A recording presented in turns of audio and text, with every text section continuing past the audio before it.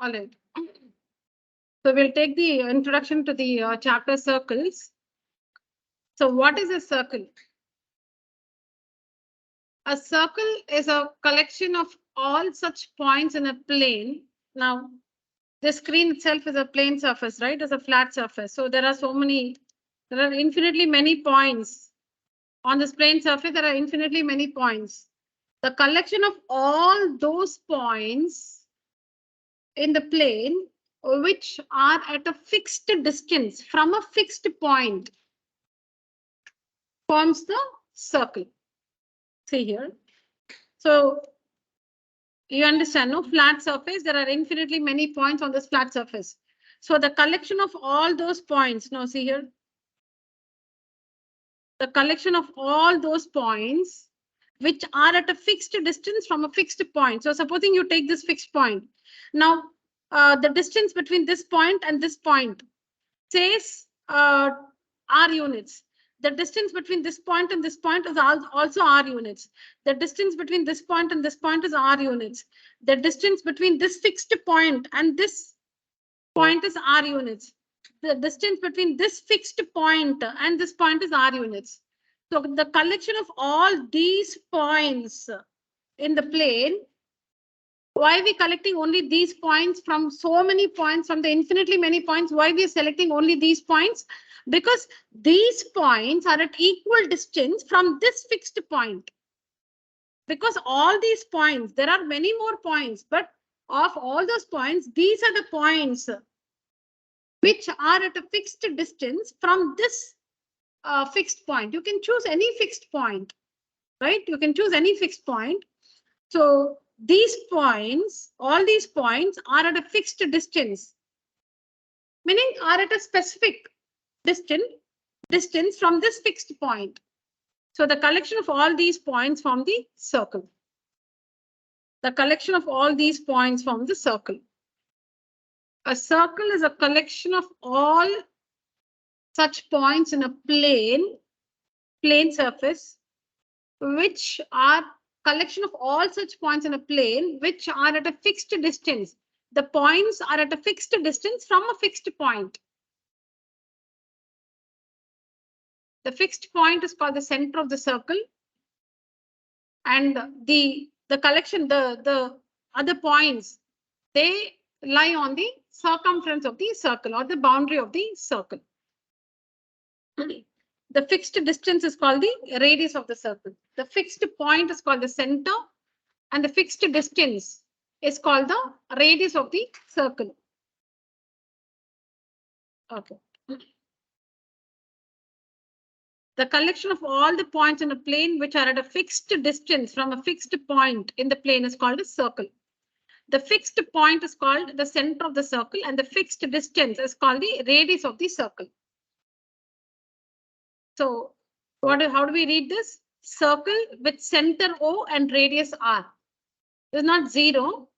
Circle with center O and radius R is written like this. So if you see this expression, we read this as circle. This is circle with center O and radius R.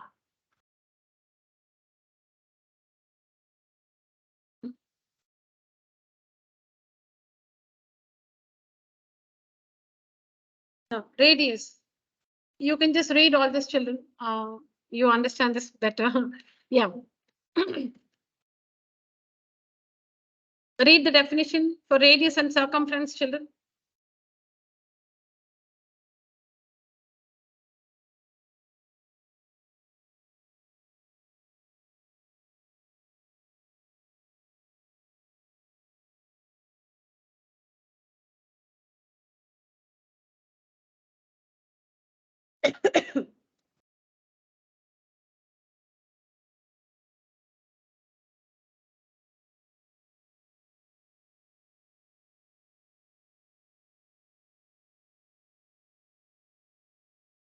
All right.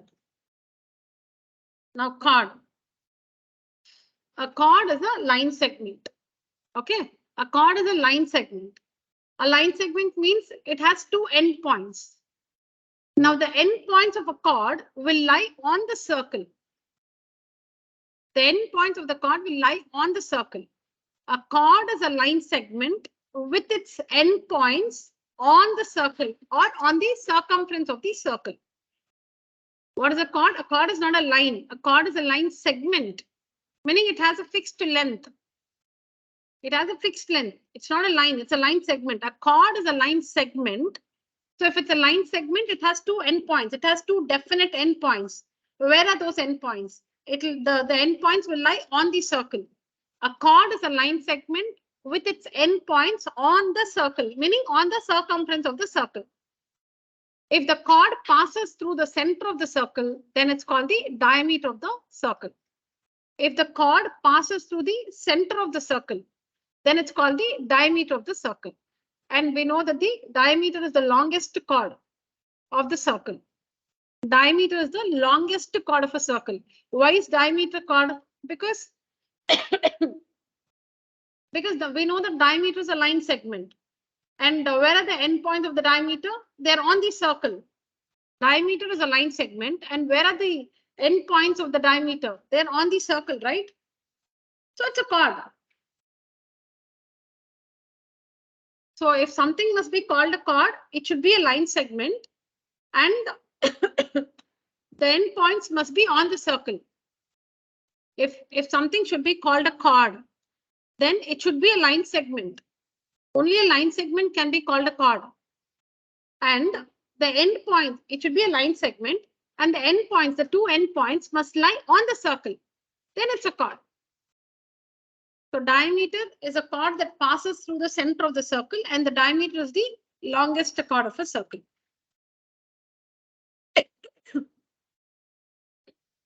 So here in this figure, PQ is a chord, RS is a chord, AOB is also a chord. It's a special chord which is called the diameter. Diameter, you know this, right? Secant. A secant is a line. A secant is a line. A secant is not a line. There is something called a secant segment. Hariharan. Okay, there's something called a secant segment, like a line segment. What's a line segment? It's a part of a line. It's a part of a line. Okay, so like that, we have a secant segment. But what's a secant? A secant is a line. A secant is a line that intersects a circle at two distinct points, two different points. A secant is a line that meets the circle at two different points. So you can see here, line L is a secant because it intersects the circle at 2 points A and B. All right. Tangent. A tangent is also a line. A tangent is also a line. A tangent is a line that touches the circle at exactly 1 point. A tangent is a line that touches the circle at exactly 1 point. That means there are infinitely many points on the circle. On the boundary of the circle, there are infinitely many points. A tangent is a line. So on the line also, there are infinitely many points. Okay. The two things here are circle and line. There's a line, there's a circle. There's a line, there's a circle. On the circle, on the boundary of the circle, infinitely many points. On the line, infinitely many points. There is only 1 point that is common to the circle and the line. If there is only 1 point common to the circle and the line, then that line is a tangent to the circle. Now see here. Now there's a circle. There's a line. There is no relationship. Yeah, there's a circle, there's a line, that's all. Now this one is not a tangent to the circle. All right. There is a circle, there is a line. On the circle, infinitely many points. On the line, infinitely many points. But there is no point common to the circle and the line. So there is no relation between the circle and the line. Circle. Okay, so on the circle, infinitely many points. On this line, infinitely many points. Now there is this point, say B. This point B lies on the line. It also lies on the circle. This point B lies on the circle. This point B also lies on the line. That means it's common to the circle and the line. And this is the only point common to the circle and the line. Now you will think that, see, it's touching in so many places. Why you're marking only one point? So when you draw, that's how it looks. Okay, but you can construct a line and a circle in such a way that they have only one point in common. Okay. Now, when a circle and a line have exactly one point in common, then that line is called a tangent to the circle. When a circle and a line have exactly one point in common, because on the circle, infinitely many points, on the line, infinitely many points. But there's one point which is common to the circle and the line, then that line is called the tangent to the circle. So a tangent is a line that touches the circle or meets the circle at exactly one point. If it intersects the circle at two distinct points, it's a secant. Both tangent and secants are lines. Both tangent and secants are lines. Both of them are lines. There is something called a tangent segment. There's also something called a line, secant segment, like a line segment. Line segment, tangent segment, secant segment. Meaning a piece of a secant. It's a secant segment. A piece of a tangent is a tangent segment. A tangent is a line. A secant is a line. A secant intersects the circle at two distinct points. A tangent intersects a circle or meets a circle at exactly one point. And that point is called the point of contact.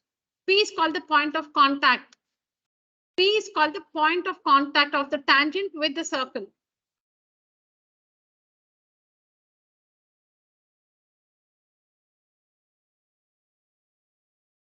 Now this is, how we now see, supposing now we are sitting inside the class. Now if there's somebody there, so we say that person is outside the class, or somebody is standing exactly on the doorway there. Okay, then that person is on the boundary of the classroom, right? So in the same way here, this point P is inside the circle. This point P is inside the circle. This point P is on the circle. This point P is outside the circle. So with respect to the circle, you can say, you can define or you can express the position of a point. You can say where a point lies with respect to the circle from the point of view of the circle. So from talking from the circle point of view, this point P lies inside the circle. In the second figure, it lies on the circle. In the third figure, it lies outside the circle. All right? Okay. All right. Now, the point P here in the first figure lies inside the circle. So OP will be less than the radius, right? The length of the line segment OP will be less than the radius. In the second figure, OP is equal to the radius. In the third figure, OP is greater than the radius. The length of the line segment OP will be greater than the radius of the circle.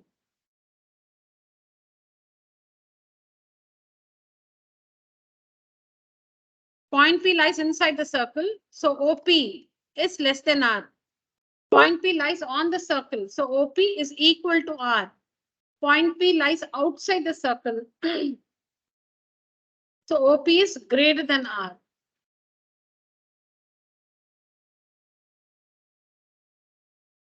Yeah. The slides actually, they're not arranged in an order, but since you're in 9th standard, you will not get confused. I'll arrange the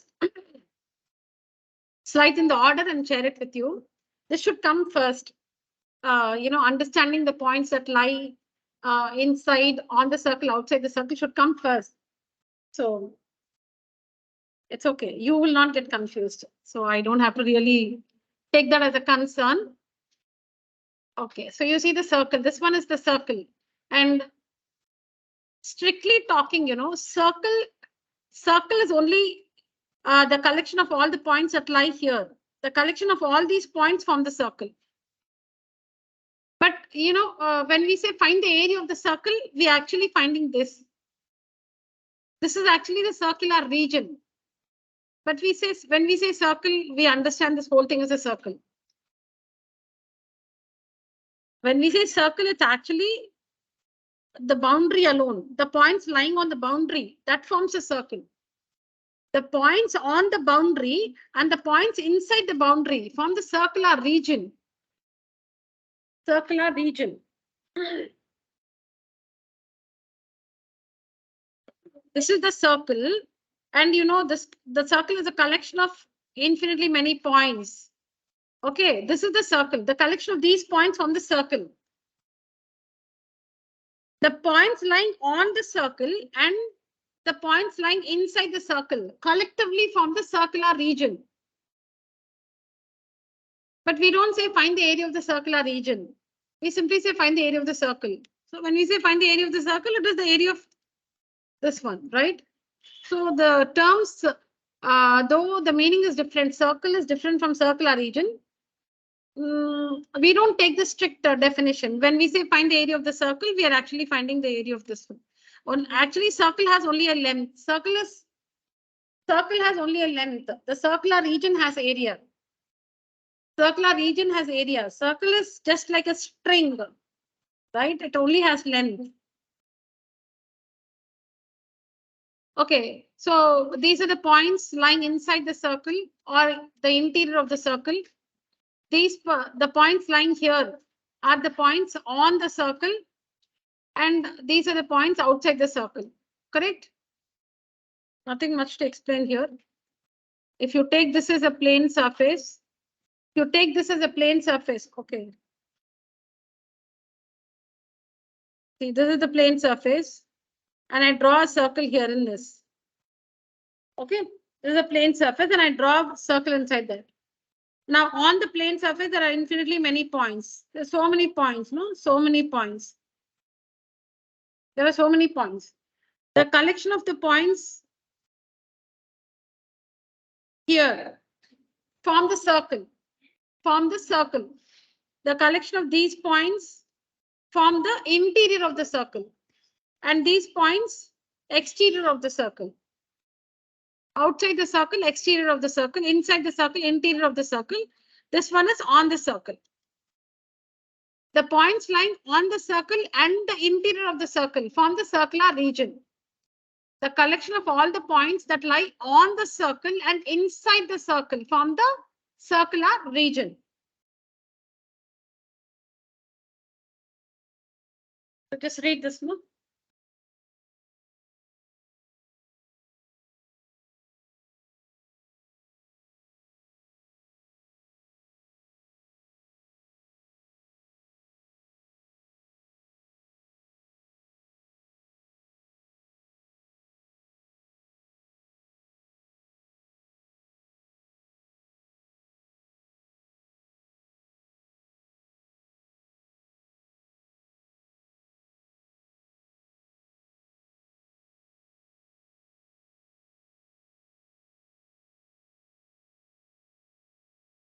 Yeah, you have a doubt?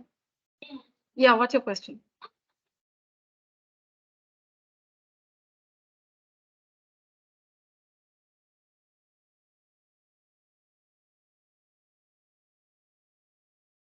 Alex. Yeah. Okay, what is an arc of a circle? An arc is a part of the circumference of the circle. So in constructions, we use this term arc, right? We say draw an arc, cut the earlier arc.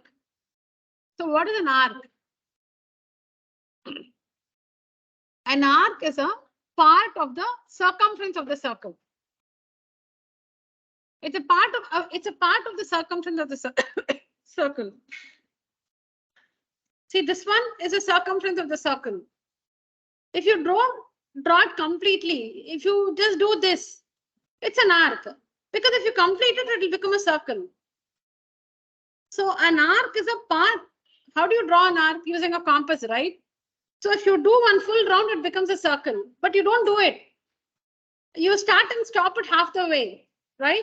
So an arc is a part of the circumference of the circle. A piece of the circle is called an arc. Okay. Circle. Don't see the figure already there. See the one I'm drawing. Okay, circle.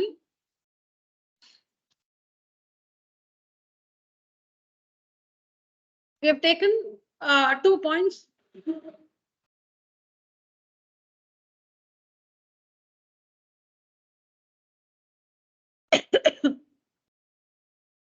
Circle, center O. We have taken 2 points on the circle, A and B. Now let's just show the diameter and the ends of the diameter.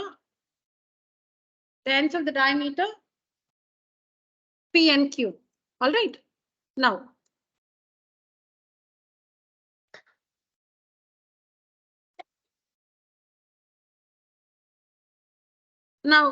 look at this piece. It's a part of the circumference of the circle. So it's called an arc. And we say it is arc AB. Arc AB. This is the symbol for arc. Arc AB. Like you say line segment AB. Remember? Ray AB. Ray AB. Line AB. Line AB. Remember 6th standard? Line AB. Ray AB. Line segment AB. So like that arc AB. Arc AB. If the length of the arc is less than the length of a semicircle. Semicircle, you understand. You cut the circle into 2 equal pieces. Each piece is called a semicircle. Semicircle is different from the semicircular region. Semicircular region is this one. This is the semicircular region. This is the semicircle. Because this is the circle. So half of that is a semicircle.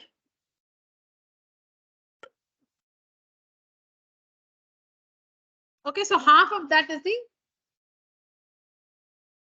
semicircle. Circle, semicircle. Circular region, semicircular region. This is the semicircular region. This is semicircle, half of a circle. All right. If the length of an arc, is less than the length of the semicircle, then it's the minor arc. If the length of the arc is more than the length of the semicircle, it's a major arc. All right. So now you can see that the length of the arc AB, though we don't know the measure, it's evident that the length of arc AB is less than the length of the semicircle PQ. This is PQ semicircle. All right. So AB is a what arc? Minor arc. Let me take another point on AB. Let me call this C and let me call this D. Okay, so now then we have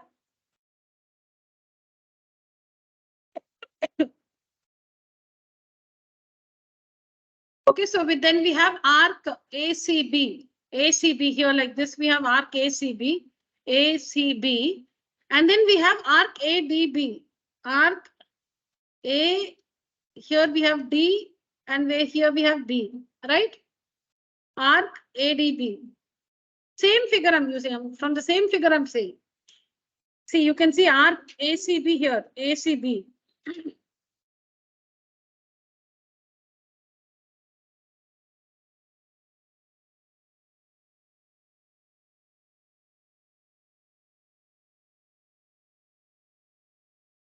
Okay. So the length of the arc ACB, is less than the length of the semicircle. So it's the minor arc. The length of the arc ADB is more than the length of the semicircle. So it's the major arc. It's the major arc. If the length of an arc is less than the length of the semicircle, minor arc. If the length of the arc is more than the length of the semicircle, it's a major arc. If the circle is cut into exactly 2 pieces, each arc is called a semicircle. Semicircle is an arc. Semicircle itself is an arc. Semicircle is exactly half of the circle. Semicircle itself is an arc. So semicircle is an arc. Then we have, if it's less than the length of the semicircle, that arc is called the minor arc. If the length is more than the length of a semicircle, it's called the major arc. So the three types of arcs are minor arc, semicircle, major arc. Semicircle itself is an arc. So that's what is here. So I'll share these images.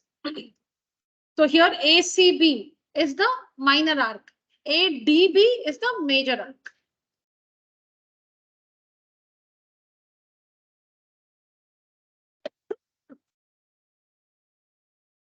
One second. This is the minor arc.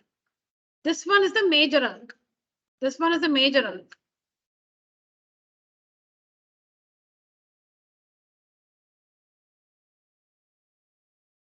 Same thing. Next is segment. Segment.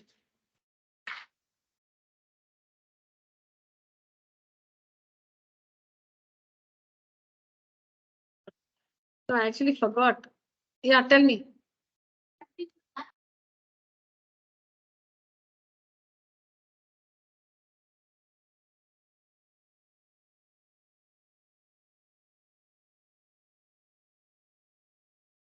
Yeah.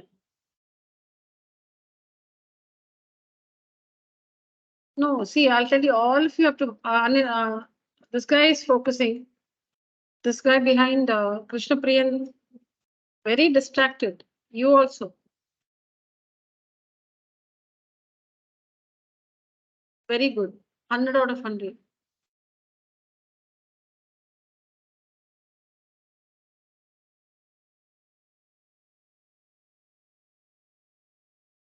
All right.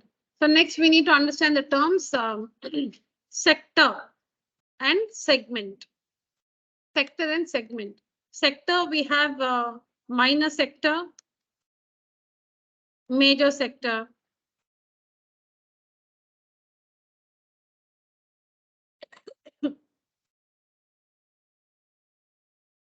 Segment, we have minor segment, major segment. All right. Okay. Now sector. Sector is a region bounded. A sector is a region bounded by two radii and one arc. Two radii and one arc. A sector is a closed figure. It's a closed region. A sector is a region of a circle. A sector is a region of the circle bounded by two radii and one arc. Okay, so two radii and one arc. Sector. So circle, center of the circle.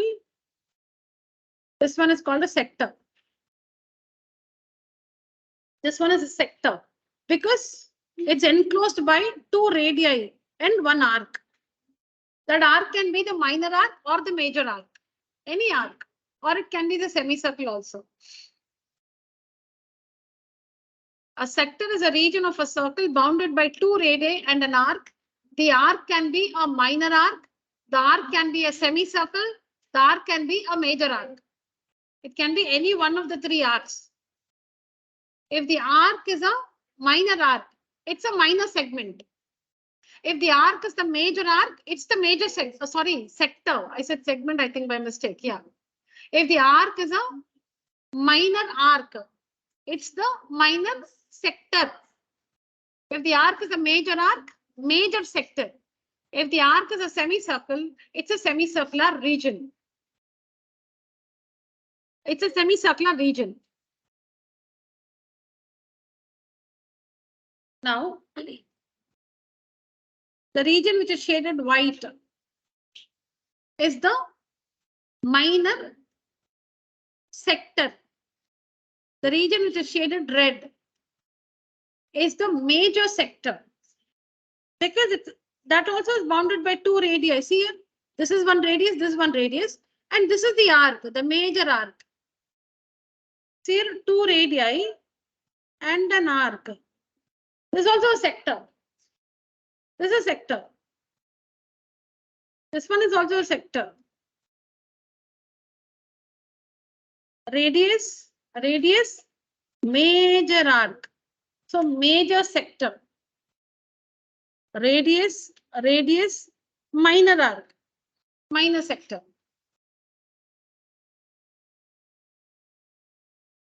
So a sector is a region bounded by 2 radii and 1 arc. So you can find the area of the sector, you can find perimeter because it's a closed figure. It's a closed figure. An arc is not a closed figure. An arc has no area, it has only length. An arc. Arc has only length, no area, because it's not a closed figure.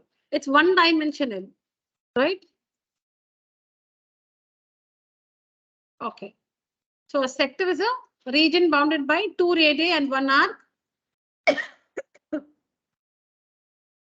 If the arc is a minor arc, minor sector.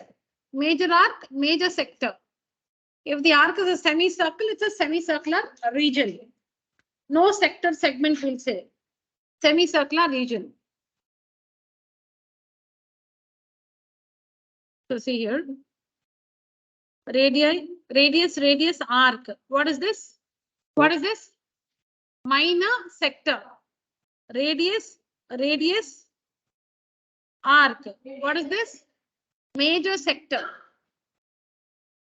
Radius, arc. What is this? Semicircular region. Yeah, this radius is no the diameter. This radius is the diameter. And this is the semicircle. So this one is also a sector because it satisfies the definition of a sector. This one is a sector because it satisfies the definition of a sector. What is the definition of a sector? 2 radii, 1 arc. Yeah, see 2 radii. The diameter has 2 radii in it, right? And this is the arc. And the arc is a semicircle. So this region is called a semicircular region. It is a sector also. But you can't say it's a minor sector or a major sector. It's neither a minor sector nor a major sector. It's the semicircular region.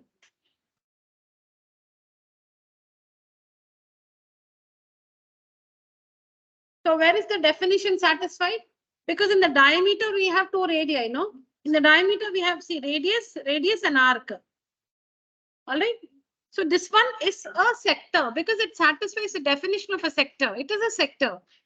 But we can't call it a minor or a major sector. It is a semicircular region.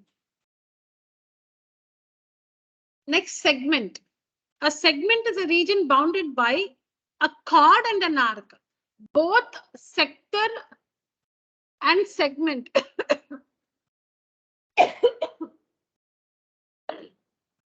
Both sector and segment have arcs in them. Okay. So a segment is a region bounded by a chord and an arc. A chord and an arc. Chord, arc. Circle, chord. So this one is a segment. This one is a segment. This one is also a segment. This one is also a segment. Why? Because it's bounded by a chord and an arc. So again, chord and minor arc, minor segment. Chord and major arc, major segment. Or you can say, if the segment contains the center of the circle, major segment, because the major segment only will contain the center of the circle. If the segment has a center of the circle, it's the major segment. If the segment does not have the center of the circle, it's the minor segment.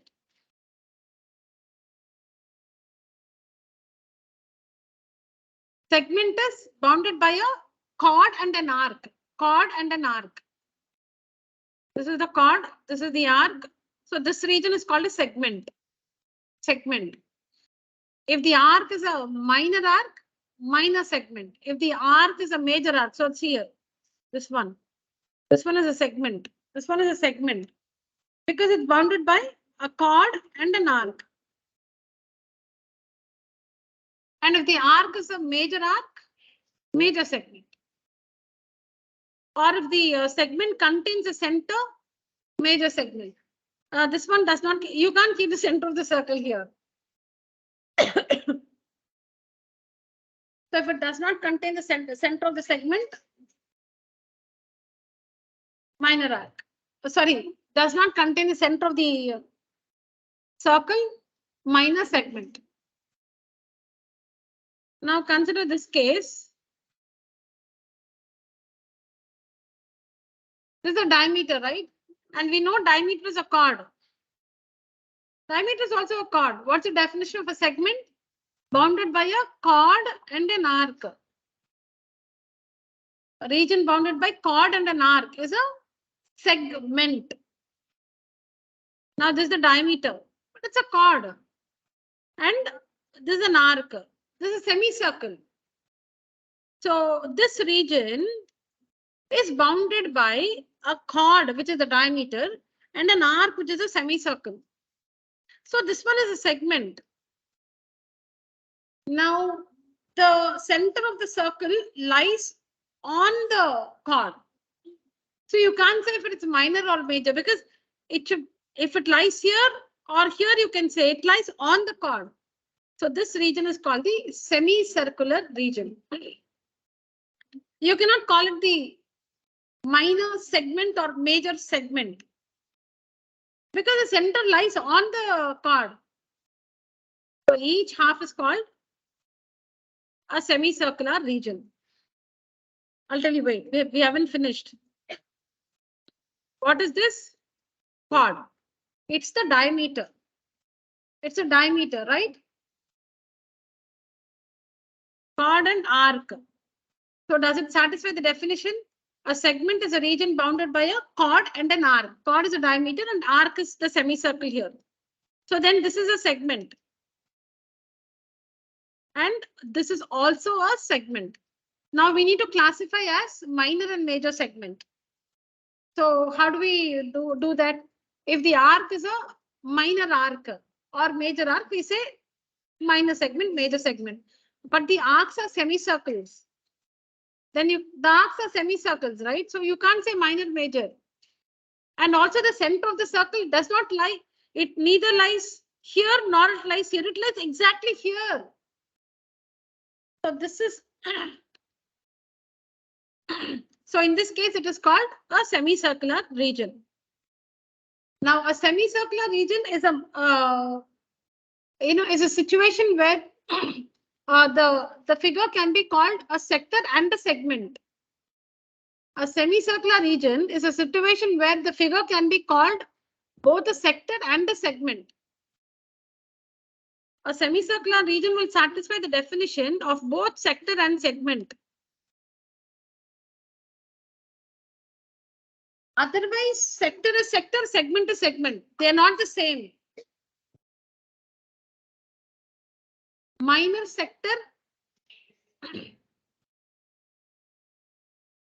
sector looks different from the minor segment. They're not the same. They won't look the same. Minor sector will look like this. Minor segment will look like this. They won't look the same. Major sector will look like this, and major segment will look like this, right?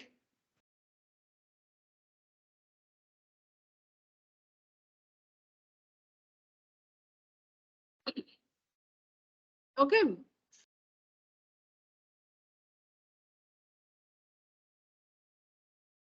All right, so they'll not look the same. Sector and segment, they'll not look the same. They are two different. The two regions, they look different. But when you when you take the semicircular region, it's a situation where the segment and the sector look the same. So see here, the semicircular region satisfies the definition of a sector and a segment. Now, if you look at this from a sector point of view, it's bounded by two radii and an arc. So it is a sector. It's bounded by a chord and an arc. So it's a segment. A semicircular region is both a sector and a segment. Semicircular region is both a sector and a segment. Otherwise, sector, segment, they are not the same. They look different. The semicircular region can be looked at as a sector as well as a segment because it satisfies the definition of both sector and segment.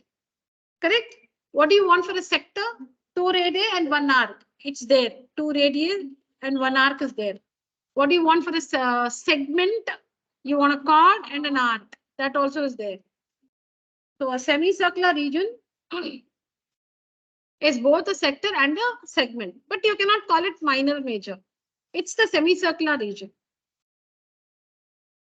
So is the semicircular region a sector? Yes, it is a sector. Is a semicircular region a segment? Yes, it is a segment. But it's not minor major. You can't use that term. It's a sector, it's a segment. It's a semicircular region.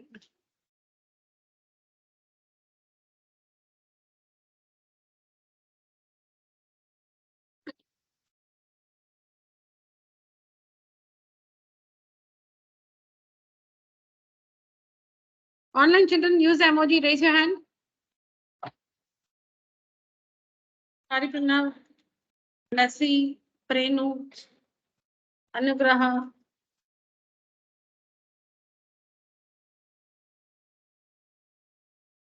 Aksha. All right, children. Thank you. Yeah.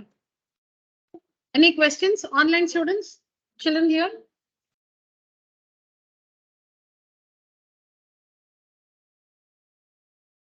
Okay. Now, what is a cyclic quadrilateral? What is a cyclic quadrilateral? If you can draw, we all know what a quadrilateral is. If you can draw a circle passing through all the 4 vertices of a quadrilateral, then the quadrilateral is called a cyclic quadrilateral. Now, quadrilateral ABCD, it can be any quadrilateral. Now, if you can draw one circle passing through all these 4 points. Okay, so let me draw the circle first because it's so A, B, C, D.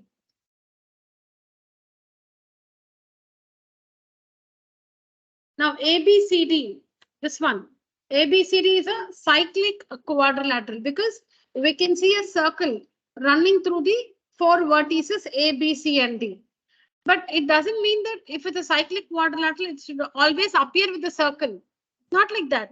If this quadrilateral, if supposing this quadrilateral is called a cyclic quadrilateral, if this one is called a cyclic quadrilateral, that means there is a circle that can be drawn passing through all the 4 vertices. When we say cyclic quadrilateral, not that you should always see the circle passing through the quadrilateral, through the vertices of the quadrilateral. There can only be the quadrilateral. See, like it can be given that PQRS is a cyclic quadrilateral, correct? Now you shouldn't wonder, where is it cyclic? We can't see the circle, then how can you say it's cyclic? You don't have to see the circle. When it's given that PQRS is a cyclic quadrilateral, it means you can draw a circle passing through the 4 vertices P, Q, R, and S. The circle need not be shown. When the word cyclic, when the term cyclic is used, that means that you can draw a circle passing through the 4 vertices P, Q, R, and S. All right. So PQRS is a cyclic quadrilateral. It means the 4 vertices P, Q, R, and S lie on the circumference of a circle, not inside. Okay, like this. So the points or the vertices P, Q, R, and S are said to be concyclic. Concyclic. The vertices, the points P, Q, R, S are said to be concyclic. Cyclic quadrilateral, concyclic. The points are said to be concyclic. The points P, Q, R, and S are said to be concyclic. That means they are the vertices of a cyclic quadrilateral. Now, in a cyclic quadrilateral, opposite angles are supplementary. In a cyclic quadrilateral, opposite angles are supplementary, not in any quadrilateral. In a quadrilateral, opposite angles are not supplementary. In a cyclic quadrilateral, opposite angles are supplementary. Both the pairs, but both the pairs. Because see, if P plus R is 180, 360 minus 180 is 180, right? So then S plus Q also will be 180 only. P plus R, if P plus R is 180, what is 360 minus 180? 180. So the other pair of opposite angles also the sum will be 180. But supposing you'll have to prove that PQRS is a cyclic quadrilateral. It's enough if you prove one because automatically the other pair also will sum up to 180. If you have to prove that a quadrilateral is a cyclic quadrilateral, it's enough if you prove one pair of opposite angles are supplementary. So properties of a cyclic quadrilateral, opposite angles are supplementary.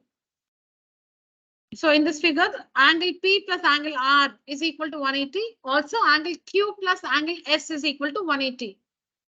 Then another property is in a cyclic quadrilateral, the exterior angle is equal to the interior opposite angle. X is equal to Y. The exterior angle is equal to the interior opposite angle. The proof is very easy. We can do it now. See here. We all understand exterior angle. When a side of the quadrilateral is produced, exterior angles are formed when the side of the polygon is produced. So PQRS, any side, PQRS. So you can produce PQ, QR, RS, SP. When any side of the quadrilateral is produced, exterior angle is formed. So here the side SR is produced, say to a point T. So this exterior angle is formed. Let me just number the angles 1, 2, 3. Now what is angle 1 plus angle 2? 180, linear pair. Now what is angle 2 plus 3? 180, because it's a cyclic quadrilateral. Opposite angles are it's a cyclic quadrilateral. So that means angle 1 plus angle 2 is equal to angle 2 plus angle 3, right? So 2 and 2 gets cancelled. So we have the result angle 1 is equal to angle 3. Angle 1 is equal to angle 3. So in a cyclic quadrilateral, exterior angle is equal to its interior opposite angle. In a triangle, exterior angle is equal to the sum of the two interior opposite angles. In a triangle, this angle is equal to, what is angle 1 equal to? Fast. Angle 1 is equal to? Online students, angle 1 is equal to? Here.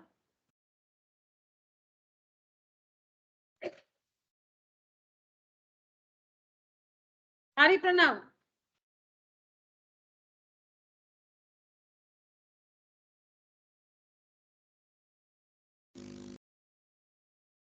Okay, so you're all either eating, drinking, and taking the classes. You're not able to talk. Yeah, children, angle 1 is equal to? Not angle 3 and angle 4. Angle 3 plus angle 4. Correct? In a triangle, exterior angle is equal to the sum of the two interior opposite angles. In a cyclic quadrilateral, exterior angle is equal to its interior opposite angle.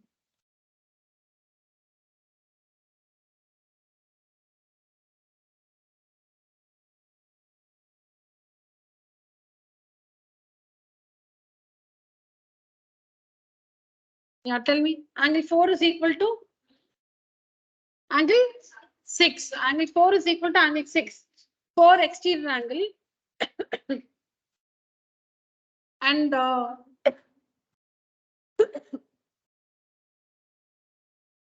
4 is the exterior angle and 7 is the interior angle. Opposite angle 6.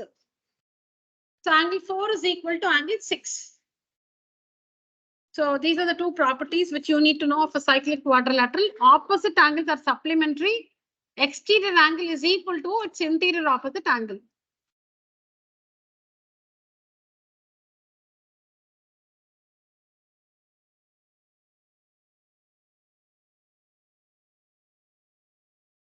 Okay. Just a minute, children. Just a minute.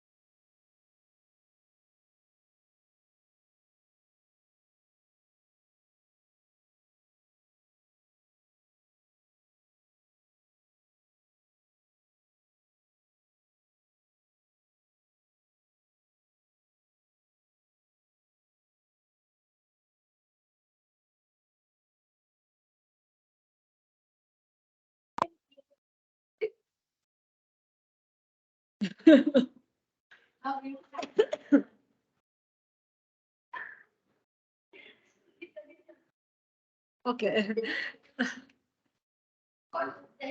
Okay. Now.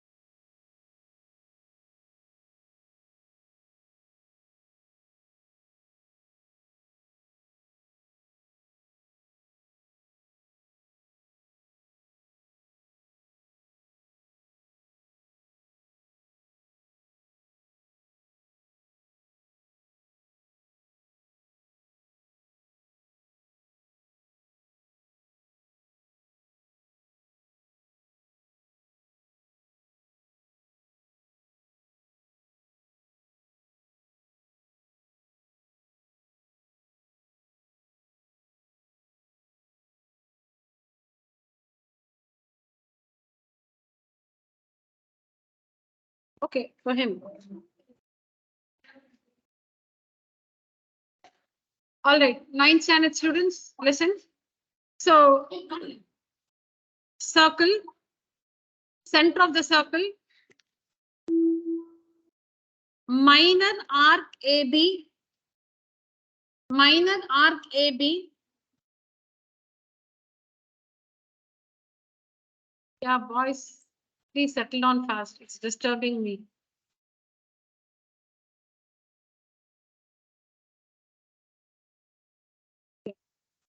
Minor arc AB, center O, All right. Now, when you join the ends of the arc to the center, what are we doing? We are joining the ends of the arc to the center. We're joining the ends of the arc. A and B, points A and B are the ends of the arc. Join A to O, B to O. Now, this angle AOB, is the angle subtended by arc AB at the center. Understand this, at the center. Now let's take a point. Let's take a different point on the remaining part of the circle. Now, what do we mean by remaining part of the circle?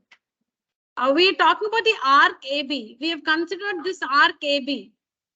Any point on the circle not on AB is the remaining part of the circle.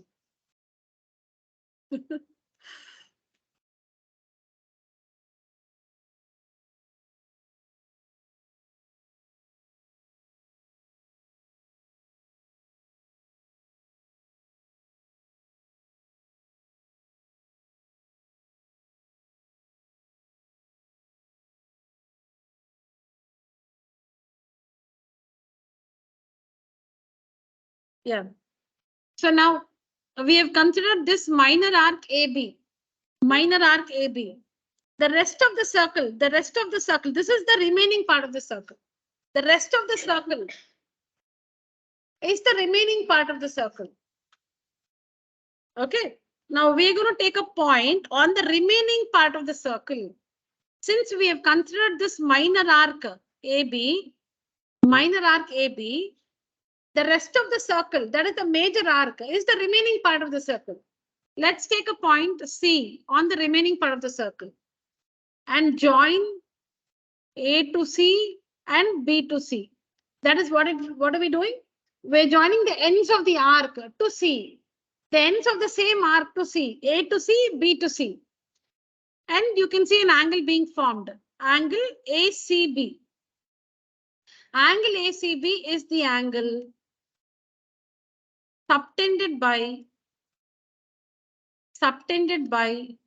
arc AB at the point C on the remaining part of the circle. On the remaining part of the circle.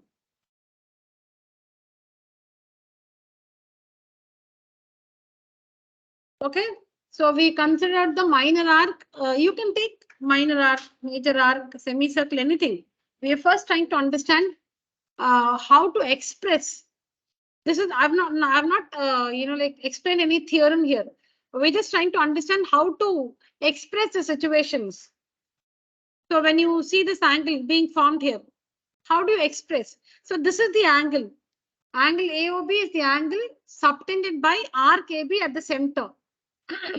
How do you express this angle? Angle ACB is the angle subtended by arc AB at the point C on the remaining part of the circle. Angle ACB is the angle subtended by arc, minor arc AB at the point C on the remaining part of the circle. Now the relation we are going to learn is about these two angles. We're going to understand how these two angles are related. Both the angles are subtended by the same arc AB. One angle at the center, the other angle on the circumference. The angle at the center is double the angle on the circumference. So if this is 70 degrees, this is 35 degrees. The angle at the center is more. We'll prove this also. So this is a result. We'll prove this result. The angle at the center is double the angle on the circumference. Is that understood? The angle at the center is double the angle on the circumference. I said this can be proved, right? Yeah. We'll take it up. We'll do the proof. I'll tell you in simple words now, and then I'll show you the proof. You can work it, meaning complete it at home. Now let's do this again. let's do this again.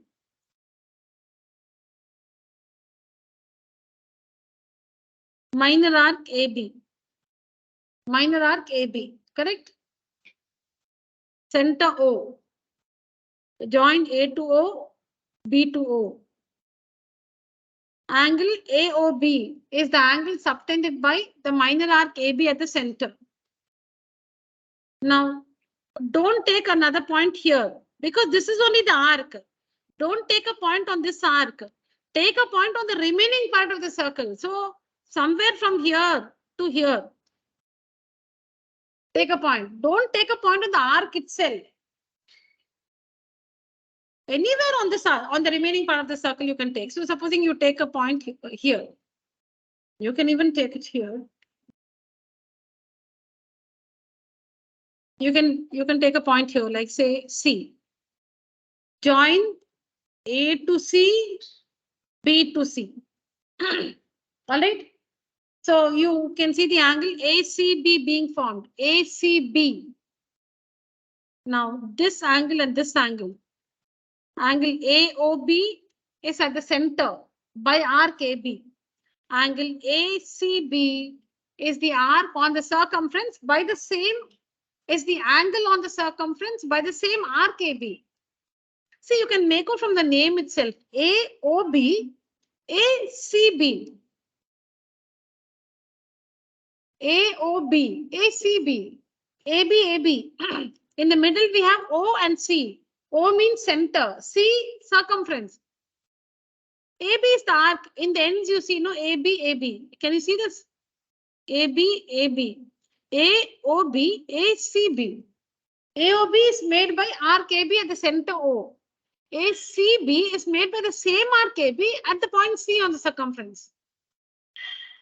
So remember, the angle at the center is always more. Center of the angle is always more. So if this is 40, this one will be 20. Center is more.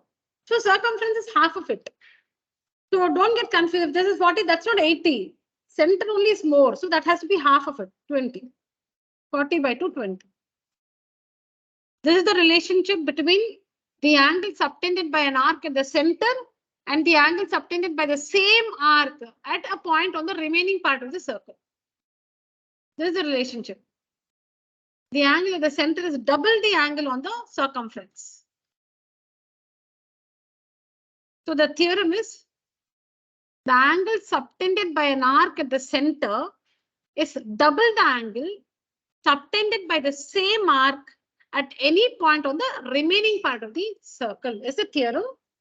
We'll see the proof in the next class because I have planned a bunch of questions which we can numerical sums which we can solve in this class. So we'll take up the theorem. I'll see if time permits. I'll tell you roughly, but we'll see it in detail in the next class. As it's 8:30. Let me see what we can do. Is this theorem understood? Now let's take okay. Let's take another point. Let's take another point. Another point. Another point. Another point. Another point. We'll join A to D, B to D. A to E, B to E. A to F, B to F.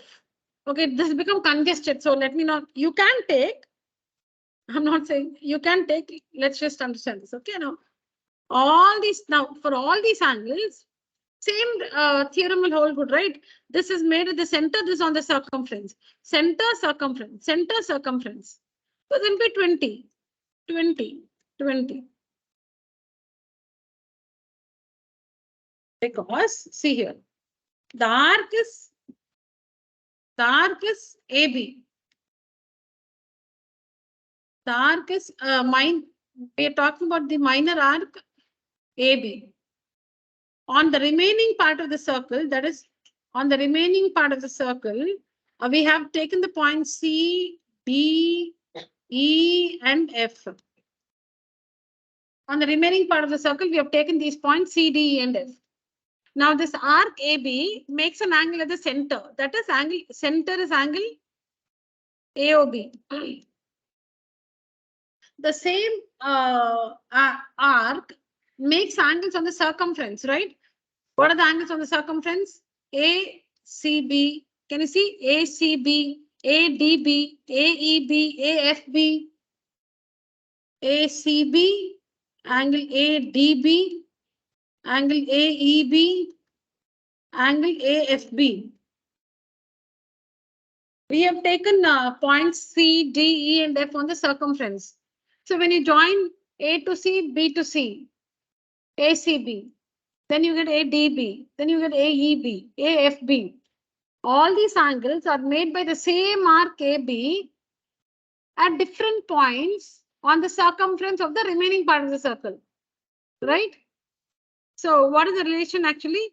The angle at the center, AOB, is twice the angle on the circumference, right? Angle at the center is twice the angle on the circumference. So on the circumference, we have angle ACB, you have ADB, you have AEB, AFB. So all these angles will be equal. All these angles will be equal.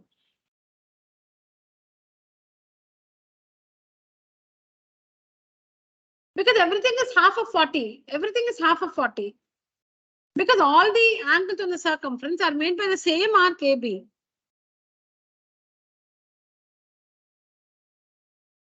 There's one arc AB. It makes one angle AOB at the center. The same arc AB makes different angles on the circumference. It makes that arc AB makes ACB. That arc AB makes ADB.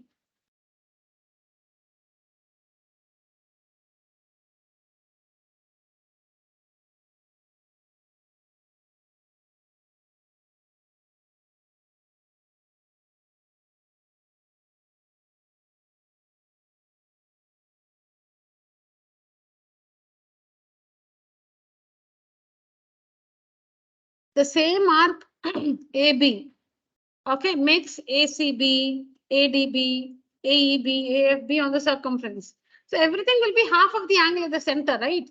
So all these angles will be half of 40, 20.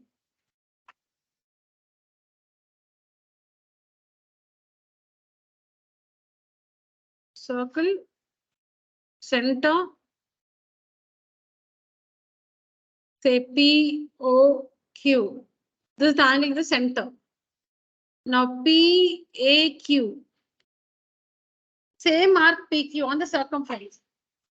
PBQ.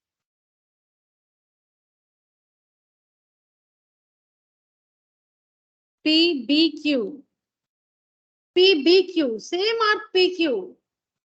And on the remaining part of the circle, because it's not on PQ. It's not on PQ. A and B are points on the remaining part of the circle. It's not on PQ. It's on the remaining part of the circle. PAQ, PBQ. So this arc PQ makes PAQ. The same arc PQ makes PBQ. Now, if this one is 80 degrees, this will be 40. And if this is 80, this is also 40. Yes or no? The angle in the center is POQ, which is 80 degrees. The same angle, the same arc makes PAQ on the circumference. So half of 80, 40. The same arc PQ makes PBQ on the circumference. That also will be 40. So from this, we have another theorem that angles in the same segment of a circle are equal. Angles in the same segment of a circle are equal. Now, if you join this and remove this one becomes a segment, no? This one, see here. This one is a segment, right? I'll just draw that alone. This one is a segment. So PQ, PAQ, 40 degrees. PBQ, 40 degrees. Angles in the same segment of a circle are equal. Segment because you can see this is the chord. This is the chord and this is the arc. So segment. Angles in the same segment of a circle are equal. Now supposing there's an angle formed like this, PCQ. This one is not 40. It should be on the circumference. Somewhere half the way like this, it's not 40. This is not 40. That point should be on the circumference of the circle.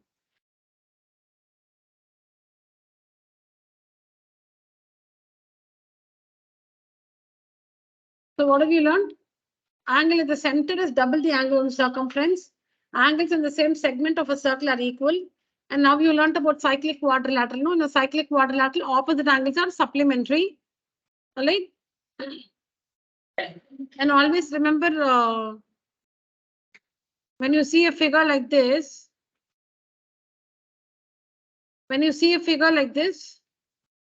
this triangle is always isosceles because OM is equal to ON. Always radius. So it's always isosceles, this triangle. So that means this angle is always equal to this angle. So if you know this angle, you can find these angles. Okay. Now, next is angle in a semicircle is the right angle. Okay. Now see here. Now I take 2 points P and Q, where PQ is a semicircle. PQ is a semicircle. Listen to this carefully. I've taken 2 points P and Q. P and Q. PQ is a semicircle. All right. Now, this is the center. How do you identify the angle formed at the center? You must join the ends of the arc to the center. You must join the ends of the arc to the center. So join P to O, Q to O. But that will be the diameter. So what's the angle at the center? 180. 180. Didn't understand? I'll repeat. Louder, louder. Yeah. What? She called you.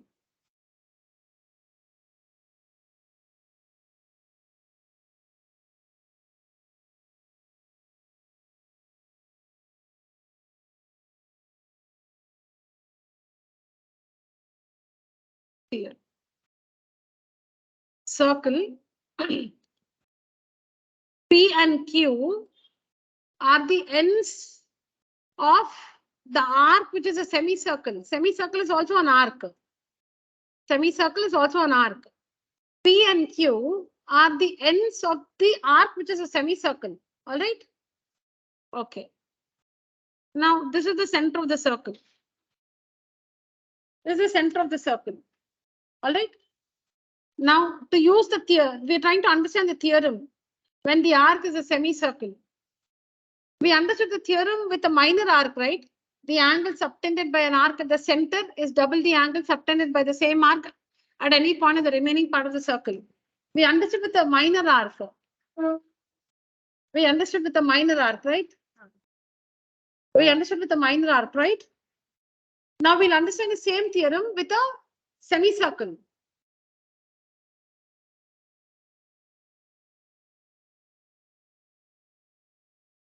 One minute, online students, just a minute, I'll get back.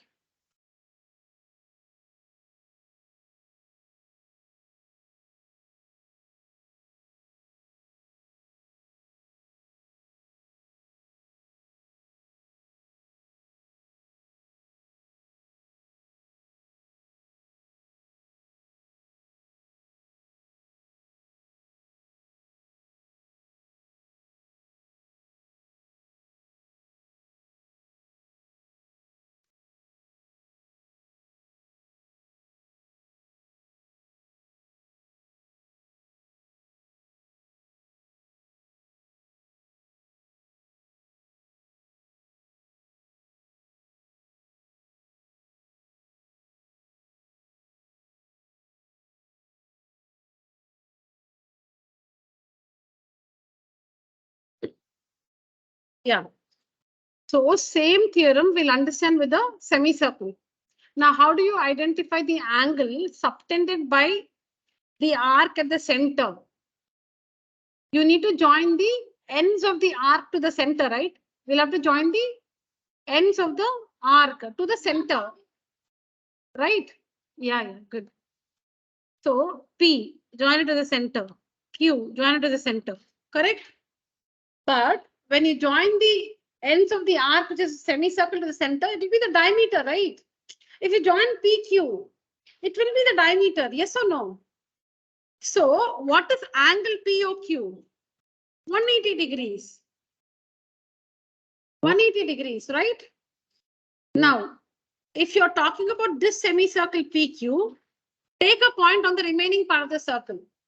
If you're talking about this semicircle PQ, then take a point here. Say R. Now, to identify the angle formed on the remaining part of the circle, join the ends of the arc to R. Now, the relation is between the angle formed by PQ at the center and the angle formed by PQ at R. This is 180. So this has to be half of it, 90.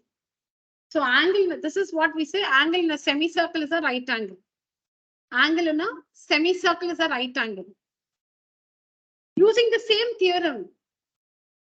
same theorem, angle subtended by an arc at the center is double the angle subtended by the same arc at any point on the remaining part of the circle. Same theorem. Using the same theorem, when the arc is a semicircle, we get this result. By the same theorem, when the arc is a semicircle, we get this result. So we are talking about this semicircle. The ends of the semicircle are P and Q. Join P to O, Q to O to find out the angle at the center, right? So angle POQ is the angle formed at the center. Angle POQ is 180 degrees. 180 degrees. Because PQ will be the diameter. So now we need to find an angle on the remaining part of the circle. So we took a point R. Join P to R, Q to R. So PRQ. If this is 180, by the theorem, this will be 180 by 290. So angle in a semicircle is a right angle. So how do you, now if you have a circle like this and say this is the diameter, then this one is 90 degrees. Angle in a semicircle is a right angle. This will be 90 because this is 180, so this will be 90.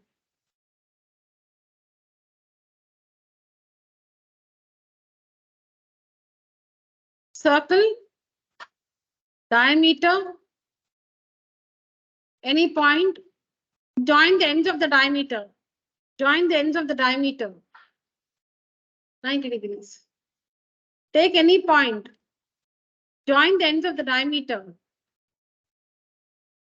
End points of the diameter. Join. This angle is 90 degrees. Angle in a semicircle is a right angle. All right.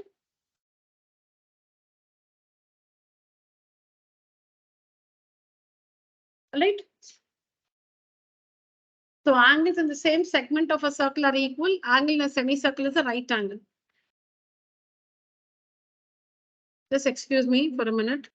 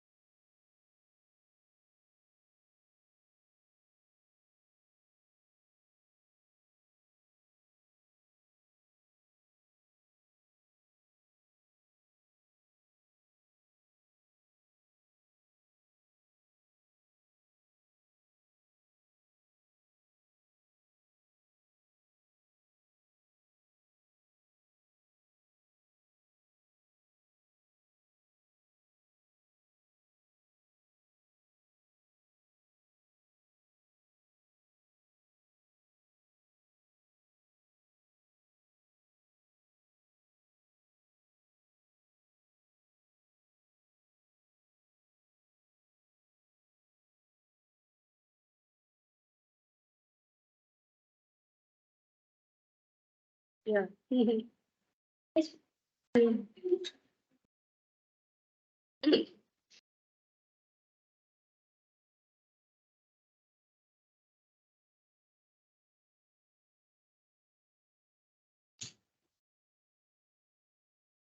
Yeah, chalo. So, yeah. So what is it? Angle at the center, double the angle on the circumference. Then angle in a semicircle is a right angle. Then angles in the same segment of a circle are equal. Then remember that triangle is always an isosceles triangle. The triangle is always an isosceles triangle. Yes, ma'am. See you. All right. So you must keep all these theorems in mind when, and then a cyclic quadrilateral. Opposite angle supplementary, exterior angle equal to interior opposite angle. All this should, when you have to answer a numerical question from circles, all these theorems should come to your mind. You should look at that figure with all these, theorems and properties in your mind. One of that or a few of that will help you to solve that or find the answer. I think this is enough for you for today. Satakshi?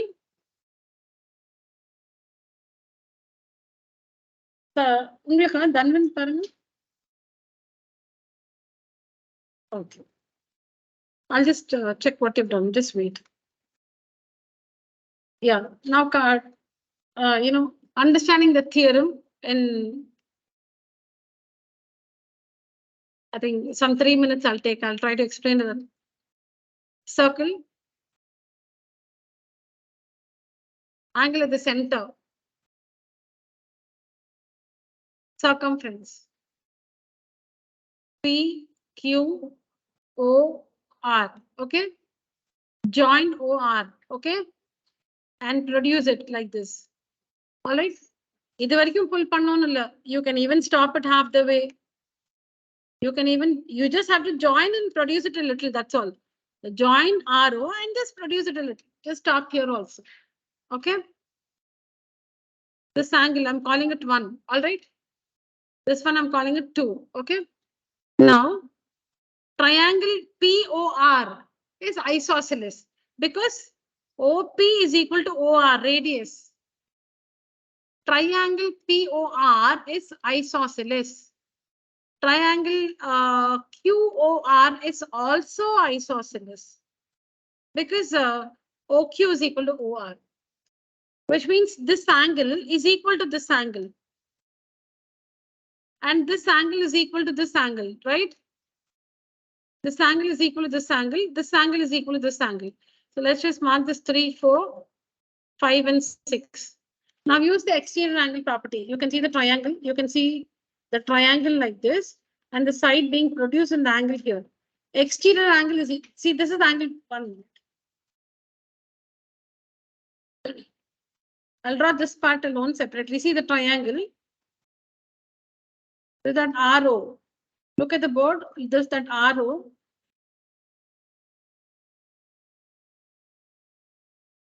Like an arrowhead. 1, 2. Can you see that? This is 3. This is 4. This is 6. This is 5. This side is equal to this side. This side is equal to this side. Radius. So angle 3 is equal to angle 4. Isosceles triangle property. Angle 5 is equal to angle 6. Isosceles triangle property. Now exterior angle property. Angle 1 is equal to angle 3 plus angle 4. Why? Because the exterior angle, this is the exterior angle. This is the interior angle. Interior opposite angles 3 and 4. So angle 1 is equal to angle 3 plus angle 4. But 3 and 4 are equal, no? So you can write it as 4 plus 4. 4 plus 4 means twice of twice of angle 4. Come here. Come here. No?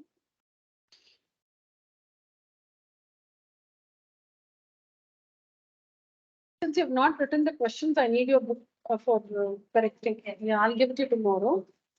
And these are two rational numbers. Rational numbers and congruence. Okay. Okay. So tomorrow we'll do what you wanted. Algebraic expressions. We'll do it.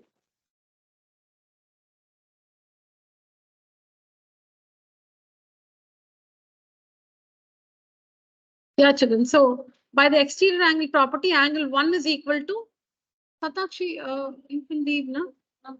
Ang wait பண்ணிட்டு இருக்காங்க பிள்ளைங்க. Yes. You didn't notice? Oh, you didn't notice. Okay, he's there for the last 10 minutes. That's why I asked you to wind up. He's that side. நீங்க வெளியில போங்க, you can see him.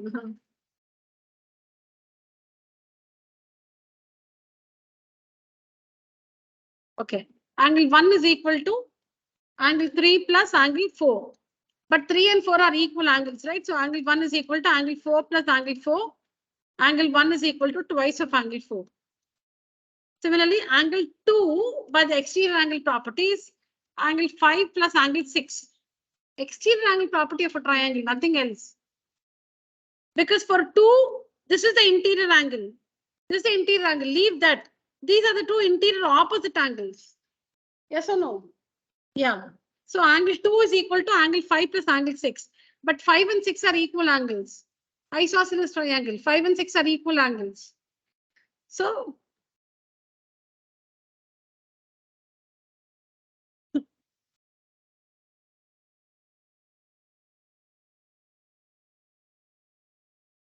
correct?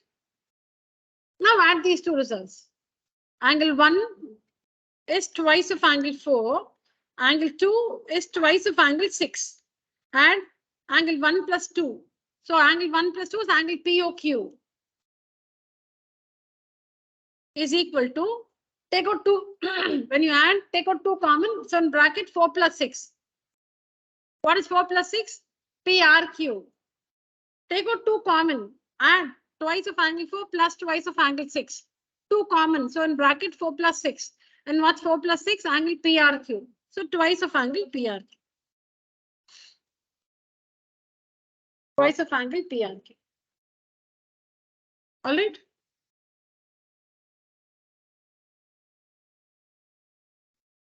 So you should write the sorry, for triangle POR, angle 1 is the exterior angle.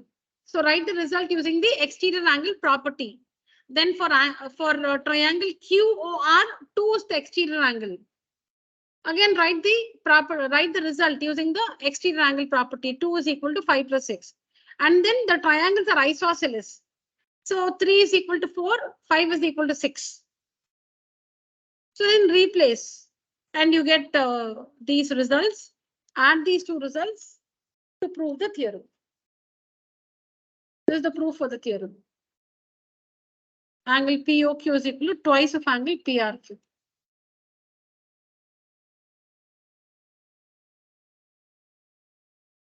Online students, if you understood, please raise your hand. If you have a question, you can ask me. Okay.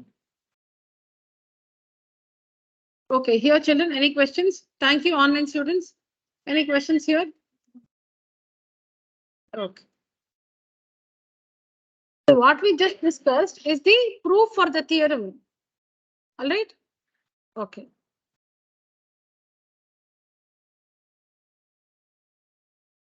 So it's here. Same proof. So we'll have to take up, 3 different cases. When the arc is a minor arc, when the arc is a semicircle, when the arc is a major arc. The proof is the same, what we just understood, it's the same thing. But you'll have to show the 3 different cases where the arc is minor, where the arc is a semicircle, where the arc is a major arc. That's all.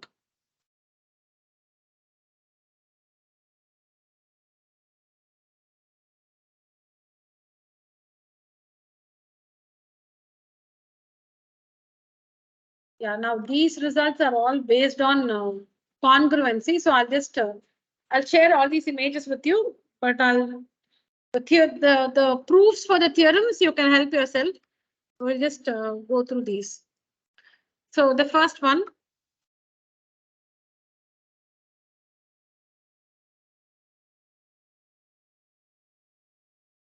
these we already discussed. Angles in the same segment of a circle are equal.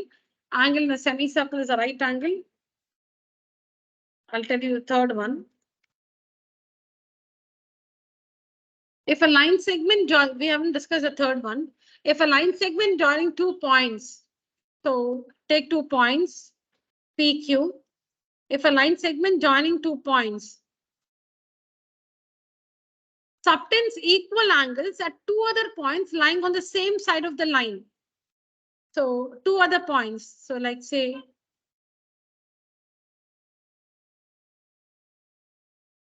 PQ is a line segment joining the 2 points P and Q. PQ is a line segment joining the points P and Q. A and B are 2 points lying on the A and B are 2 other points lying on the same side of PQ. Now PAQ is the angle subtended by the line segment PQ at A. PBQ is the angle subtended by the line segment PQ at B. Now PAQ will be equal to PBQ. Is another result. PAQ is, this is not with respect to a circle, but it's actually based on that. You just understand this now, that's it. If a line segment joining 2 points, subtends equal angles at 2 other points lying on the same side of it, then the 4 points are said to be concyclic. So as I say the statement, I'll draw. So if a line segment joining 2 points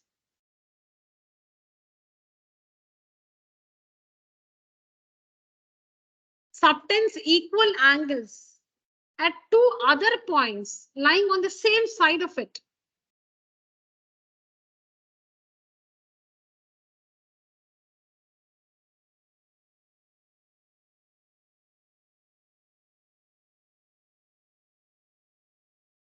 PAQ is equal to PBQ.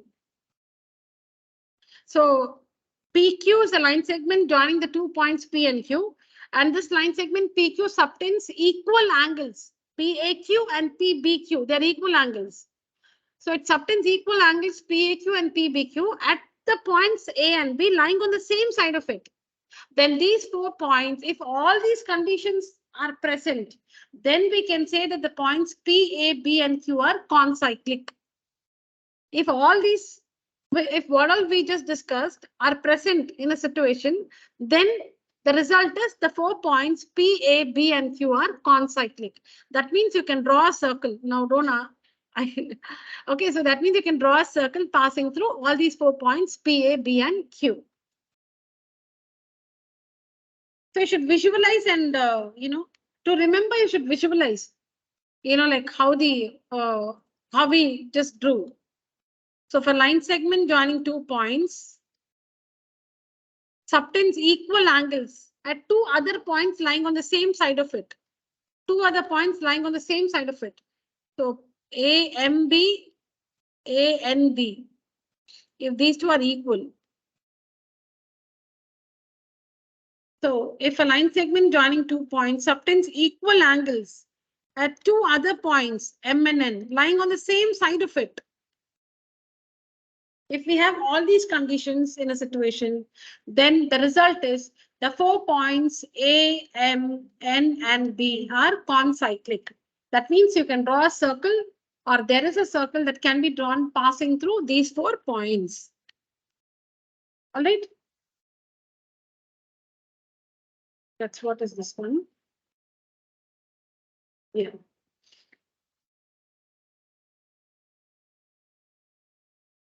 The first one is equal chords of a circle subtend equal angles at center. So circle chord AB, supposing length is 4 centimeters. There's another chord CD. Its length is also 4 centimeters. Center O. AOB. This angle will be equal to COD, this angle. Equal chords, they'll make equal angles at the center. If two chords have the same length, so here chord AB and chord CD have the same length, say 4 centimeters. AOB, AOB is the angle made by chord AB at the center. COD is the angle made by the chord CD at the center. If AB is equal to CD, then angle AOB is equal to angle COD. Conversely, if angle AOB is equal to angle COD, then AB is equal to CD. If two chords subtend the same angle at the center, then the chords are equal. If two chords, two chords, they make the same angle at the center. That means the chords are equal in length. If the chords are equal in length, then they will subtend the same angle at the center. So equal chords, if the chords are equal chords subtend equal angles at the center. If the angles subtended by two chords at the center of the circle are equal, then the chords are equal. If the angles are equal, then the chords are equal. If the chords are equal, then the angles are equal. That's about the first two. Then the second one, the perpendicular from the center to the chord bisects the chord. There's a chord, there's a chord, there's a center of the circle. If you draw a perpendicular, from the center to the chord, it will bisect the chord, meaning it will cut the chord into two equal pieces. The perpendicular, you can draw only one perpendicular from the center to the chord. There's only one perpendicular from the center to the chord. The perpendicular from the center to the chord bisects the chord. Circle, chord, center, perpendicular. This one is equal to this one. This part is equal to this part. The perpendicular from the center to the chord bisects the chord because all through congruency only. All through congruency. So if you have to prove this one, prove that AC is equal to BC. Because OC is perpendicular to AB. OC is a line from the center to the chord and it's perpendicular to the chord. So if it's perpendicular, it bisects the chord. If it is perpendicular, it will bisect the chord. If it is bisected, then it is the perpendicular. If OC is perpendicular to AB, then AC is equal to BC. Conversely, if AC is equal to BC, then OC has to be perpendicular to AB. If the line from the center is perpendicular, then it will bisect the chord. If there is some line from the center to the chord and it bisects the chord, then the line is a perpendicular to the chord.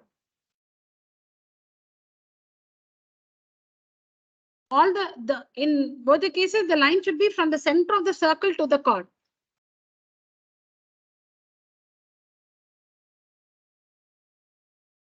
If the line from the center of the circle to the chord bisects the chord, then that line is perpendicular to the chord. If the line is given to be a perpendicular to the chord, then it will bisect the chord.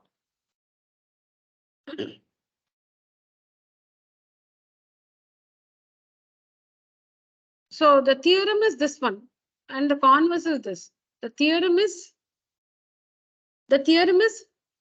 given that OC is perpendicular to AB. OC is the perpendicular from the center to the chord AB. This is given. The result is then AC is equal to BC is the result. Converse is if AC is equal to BC, if this is given, then it means OC is perpendicular to AB. Both results we can prove through congruency. Join OA, join OB. So we have these two triangles. Prove that these two triangles are congruent. That's all. You will understand. I'll share the slides. You will understand. So just through the construction is join OA, join OB. and show that these two triangles are congruent. So CPCT, you will have AC is equal to BC. Again, in the same way, you will prove that the triangles are congruent. Then you will get this angle is equal to this angle. This angle is equal to this angle you will get through CPCT, but they form a linear pair. Like you will get angle 1 is equal to angle 2, angle 1 is equal to angle 2. But angle 1 plus angle 2 is 180. So angle 1 plus angle 1 is equal to 180. Twice of angle 1 is 180, angle 1 is 90.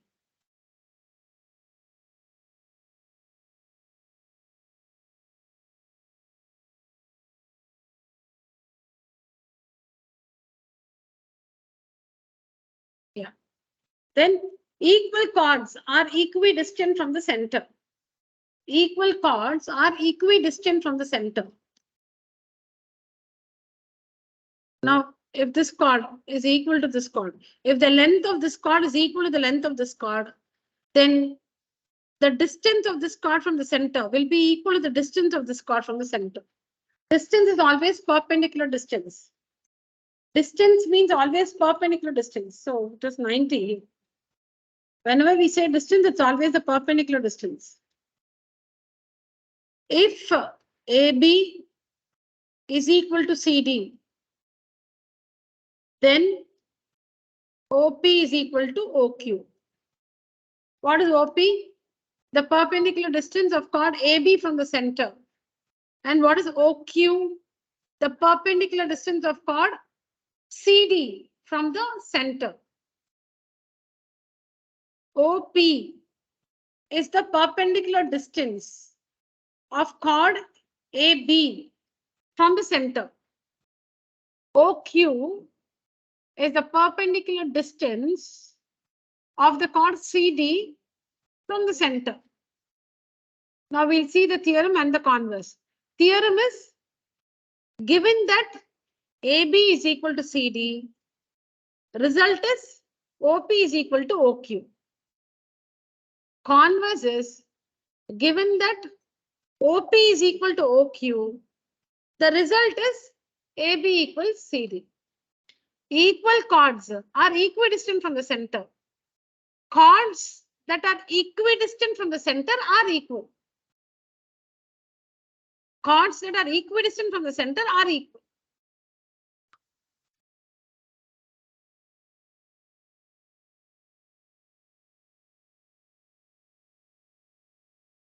So I think I'll share the PPT itself instead of sharing the slides, I'll share the presentation itself. So if supposing you should have, now I think all of us know it, you should have that app to open. Otherwise you download that. If you're not able to open the PowerPoint, you should download an app that itself will pop up. You'll have to download the app and then you can open the presentation.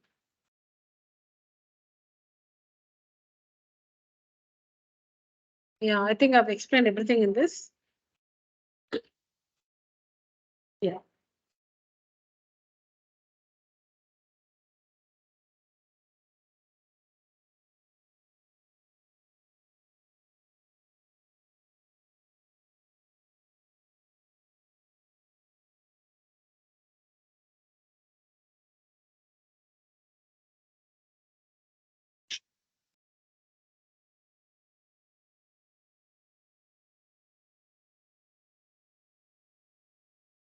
Yeah. All right. So now with these theorems, it's very easy to, solve these numericals. Yeah. Go to see the figure, understand the information given. I'll give it 2-3 minutes and then we'll discuss. Online children, any questions so far? No, miss. Okay. No. All right, children, very good. Aniruddhan, you joined late, is it? No, ma'am. I joined first and I have some network issue. So I joined at 8 o'clock after that. Oh. Okay. Maybe I'll share the recording. You can go through that. Yeah, children.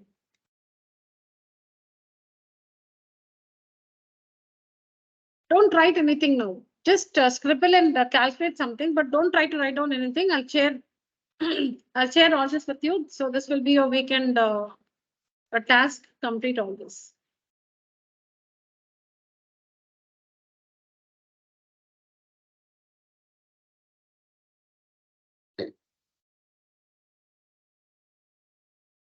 And about the question paper which we had taken up in the last class, I'm almost done with the answers. I've prepared and I prepared it almost, but I couldn't complete it. So tomorrow positively I'll share the answers to section A, section B, section C with the steps. With the steps, I'll share the answers on WhatsApp. So you please check. Section D and E, we'll do it in the class here. Next class, we'll do it together here. Or if I prepare it, I'll show it, but we'll discuss D and E, we'll do it here. Section A, B, C answers, I'll share it on WhatsApp tomorrow. You please check. And if you have any questions, you can ask me in the next class. The remaining two sections, we'll do it quickly. They're very simple. So we'll quickly do it in the next class and then continue with circuits.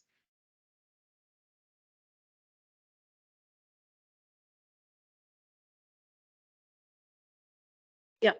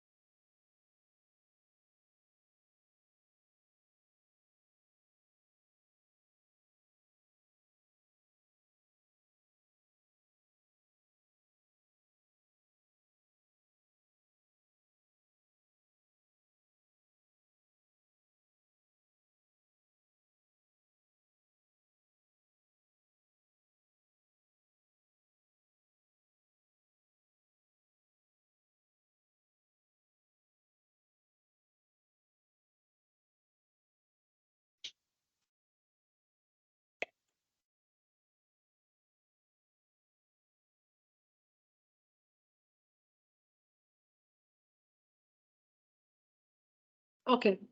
So angle BAC, this angle is 48. 48. So from the name you can make out, no? Angle BAC is made by the arc BC at the point A. It's made by the arc BC. It's made by this arc BC at this point A. The same arc BC makes BOC at the center. BAC, BOC. So made by the same arc BC at A and at O. So what will be the measure of angle BOC? Will it be 48 into 2 or 48 by 2? 48 into 2. Because the angle at the center is double. So 48 into 2. This one will be 48 into 2. Now the thing is how to present. You should write the general thing. Angle BOC is equal to twice of angle BAC. So 2 into 48, 96. But it doesn't look like 96. It doesn't look. That's okay. Then OBC. OBC, this one. OBC. So this one is an isosceles triangle. So 180 minus 96 and then divide by 2, you'll get this. Correct? Niveda? Huh?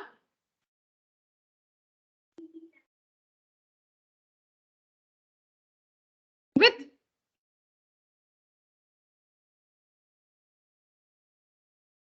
Correct. 2x plus 96 is equal to 180. Correct. Oh. Okay. Yeah. So since these two sides are equal, these two angles are equal. correct? So this is 96. So 180 minus 96, how much is it? 84 by 2, 42 degrees is 42, correct? That's about the first one.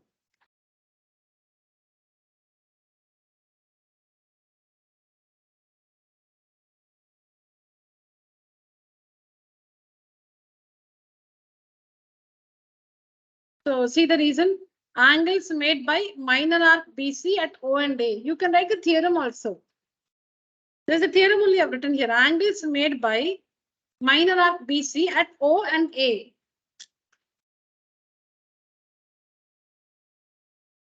Do we understand this? Okay, then in triangle OBC, OB is equal to OCY radius. So that means this, if this side is equal to this side, this angle is equal to this angle. That's what I've written here. Angles opposite to equal sides. Then if you add the three angles, it's equal to 180. Then this OCB also can be written as OBC. So you'll get twice OBC and OBC.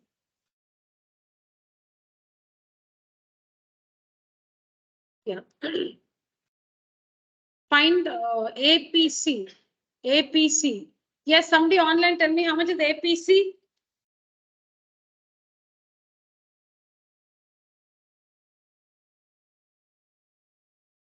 APC 60. Why? AOC, APC. AOC is made by AC at the center. APC is made by same arc AC on the circumference. From the name you can make out. AC is the arc. AC is the arc. It makes AOB at the center. Same arc AC makes APC on the circumference. I told you from the name AOC, APC. So the arc is AC. This is at the center, this is on the circumference. So this one will be 60 degrees. Then you should find ABC. How much is ABC? Fast.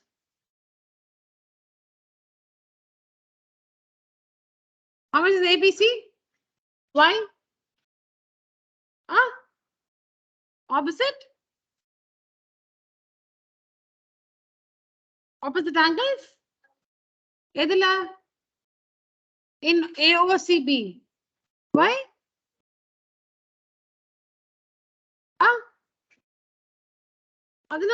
With a quadrilateral, opposite angles need not be equal. No. Sorry? Yeah, tell me. Whatever is your idea, tell me. Online students, what's the measure of ABC? Yes, Aniruddhan? Is the angle ABC is 150, ma'am? 150, yeah? Yes, ma'am. No?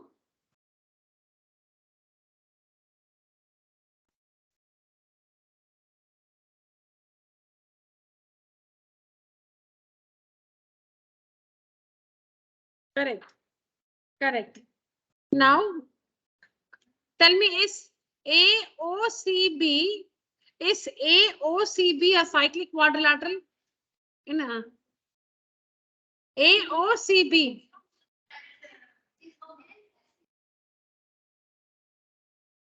Does A lie on the circumference? Yes. Does O lie on the circumference? No. Does C lie on the circumference? Yes. B, yes. But O, no. All the 4 points should lie on the circumference. AOCB is not a cyclic quadrilateral. What about APCB? Or don't see this one. இது வேண்டாம், இது இல்ல. APCB, is it a cyclic quadrilateral? Yes, because all the 4 points lie on the circle. Now this one we found 60 degrees. The property in a cyclic quadrilateral is opposite angles are supplementary. So angle P plus angle B is equal to 180. So if this is 60, this is 120. Right? Yeah, very good. Good, sir. Now another way of finding this angle is, where is this angle formed? It's formed at B. And B is on which arc? It's on this arc. Okay. So you must consider this arc, because when you're using the theorem, it should be made by the arc on the remaining part of the circle. So if the angle is made on the minor arc, it should be subtended by the major arc. If the angle is on the major arc, it will be subtended by the minor arc. So this point B is at a point. See, that is this point B is on this arc, right? This arc A, B, C. This is the minor arc. So the major arc is APC. APC. APC is the major arc. No, you need to understand this clearly. APC. APC is the major arc. The major arc APC subtends this angle at the center, this angle at the center. If the arc is like this, you know, the angle at the center also will go in the same way. If the arc is here like this, the angle will be here like this. If you're getting confused, like how to identify the angle. If you're talking about this arc, this is the angle it makes at the center. If you're talking about this arc, this is the angle it makes at the center. Go in the direction of the arc itself. See, this is the arc. Then it makes this angle at the center. If you're talking about this arc, it makes this angle at the center. Okay. So now we are talking about the major arc A, P, C. All right. So the center of the circle is here, O.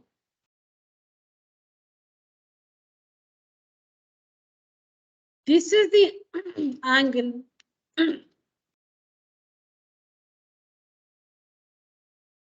This is the angle subtended by this arc at the center.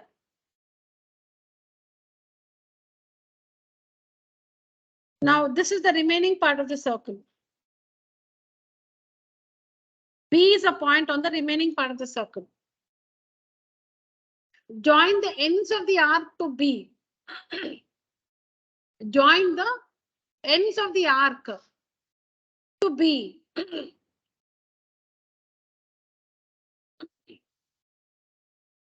So the arc is APC. The arc is APC. Join the ends of the arc. That is A and C. Join A to B, C to B. So this is the angle made by the same major arc at the point B on the remaining part of the circle. Because you have taken the major arc, the minor arc is the remaining part of the circle. And B is a point on the remaining part of the circle. How do you find the angle? Join the ends of the arc, A to B and C to B. So this is the angle subtended by the major arc APC at the point B on the circumference. So the connection is between this angle and this angle. So this angle is double this angle. So how much is this angle? 360 minus 120. 360 minus 120, 240. So this will be half of it, 120. That way also you can find. You can use the property of a cyclic quadrilateral, or you can use this theorem. Angle at the center, double the angle on the circumference. I'll do it again. Then you have to take the effort to understand better in case it's not very clear to you. So see, I'm just explaining the situation again. Major arc. Major arc A, P, C. Angle subtended by major arc APC at the center. Center O. Join the ends of the arc. Now you will be like, which angle? This angle or this angle? Go in the direction of the arc. We are talking about the major arc APC. So this is the angle we are talking about.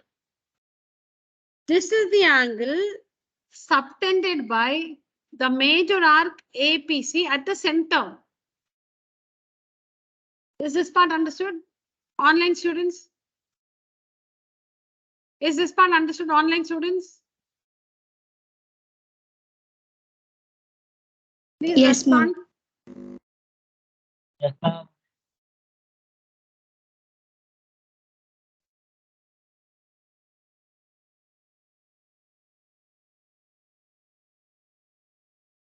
All right. All right, children. So I was telling you that the major arc APC subtends this angle at the center. Now take a point on the remaining part of the circle. The remaining part of the circle is the minor arc. Take a point. Now the angle subtended by the major arc at this point is join A to B and C to B, the ends of the arc to this point. Now this is the angle. So the relation by the theorem, the relation is between this angle and this angle. The angle at the center is double the angle on the circumference. So to find out this angle, you can find this angle, you can find this. And what is this? 360 minus 120, 240. So if the angle at the center is 240, this one will be 120. You can also work like that. I think I've done it both the ways.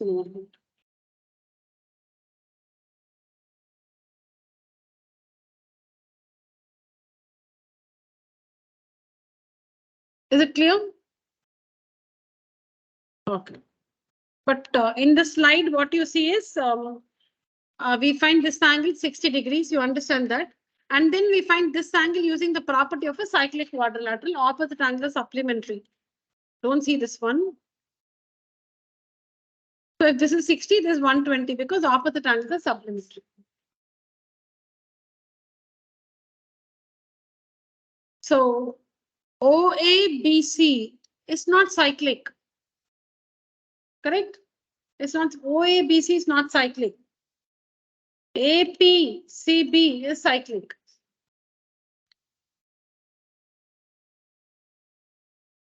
So find BPD. BPD, this one. And DCQ. DCQ. DCQ. All right? Okay. Now, there is an angle marked here, no? 140 degrees. Name that angle. Name this angle. There's an angle marked, no? 140. Name that angle. Angle BOD. BOD. What is this angle called? BPD. So it is made by the arc BD. It's made by the arc. Both the angles are made by the arc BD. This angle is at the center. This angle is on the circumference. On the circumference. 70. See, this is the arc. This is the arc. BD. BD. It makes BOD at the center. The same arc makes BPD on the other remaining part of the circle because this is the arc.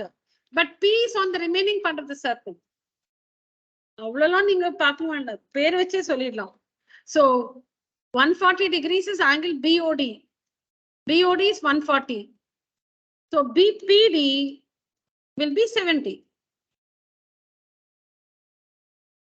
This is 70. Okay. Now next is we'll have to find this angle. DCQ. Tell me.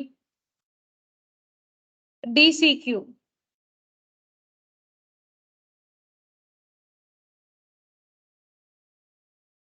Online students, DCQ. 40. No, darling, not 40.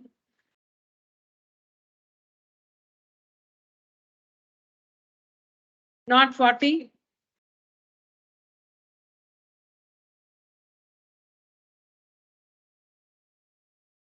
$140. Correct. Why? Correct. Which is a cyclic quadrilateral? B.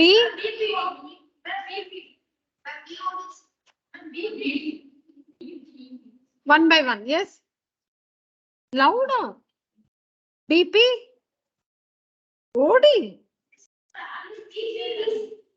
BP. எனக்கு BP இருந்து இப்ப நீங்க should be low. BP. BP CDயா? DC. Okay. Okay. BP DC. Correct. BP DC is a cyclic quadrilateral.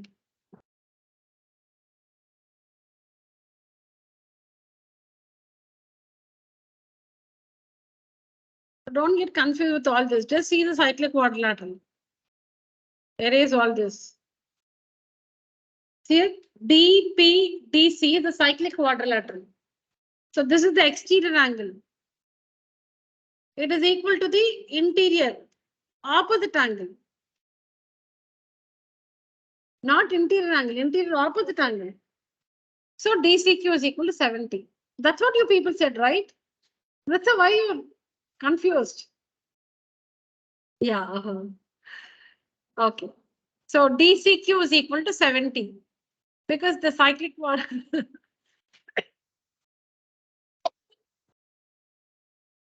cyclic quadrilateral is BPDC. And the side BC is produced. So exterior angle is equal to interior, leave it, opposite angle. So this angle BPD is 70 degrees because BOD is 140 and then DCQ is 70 by the exterior angle property of a cyclic quadrilateral, not exterior angle property of a triangle, exterior angle property of a cyclic quadrilateral.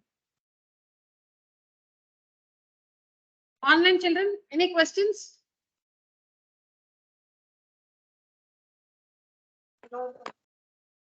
Okay. Yeah, we'll just do this and wind up the session for today. Yeah, find BDC. BDC. BDC, this angle.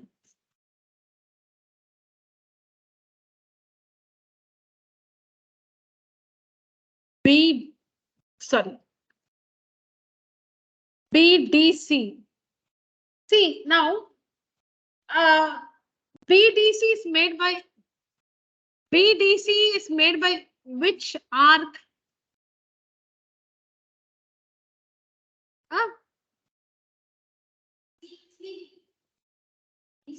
BDC, angle BDC is made by which arc? BC. It's made by BC. It's made by BC at which point? D. Now tell me an angle, name the angle which is made by the same arc BC at the center.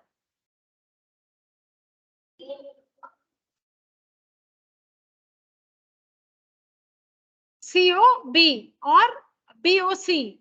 So angle BOC is the angle made by the same arc BC at O, right?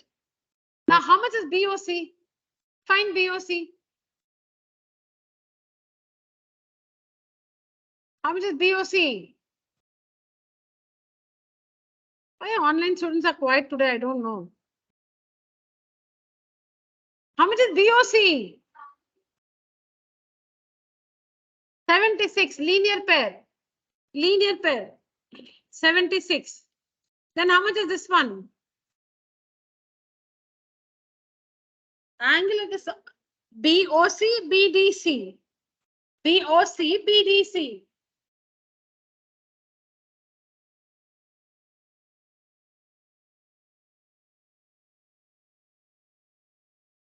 38. 38. That's all. 38. So that's how you find. You have to find BDC. BDC, angle BDC is made by the arc BC at D. So you find out the angle made by the same arc BC at O. So at O it will be angle BOC. BOC. So how much is BOC? This angle, how much is that? It's not given. But by linear pair, it is 76 degrees. Then BDC will be half of that, 38 degrees. All right.